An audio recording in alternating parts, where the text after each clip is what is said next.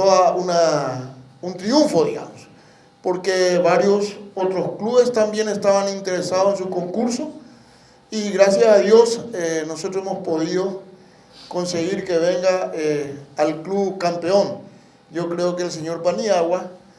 como todos los deportistas, también quiere ser campeón, entonces decidió venir al club campeón. Vamos tras la 20, ese es nuestro eslogan, nos vamos tras el número 20,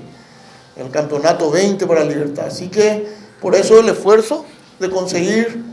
reforzar nuestro equipo. Bueno, creo que soy un privilegiado de la vida que me está tocando jugar en clubes importantes, en la cual hoy día me toca defender los colores de Libertad y bueno, en realidad, como dijo el Presi, mi segunda piel va a ser Libertad y bueno, de ahora en más creo que me lo debo todo a Libertad y tratar de rendir lo máximo, el día a día y fin de semana rendir, es el resultado y bueno, esperemos que sea todo un éxito estos años que firmé y bueno, esperemos que sea así. Creo que sea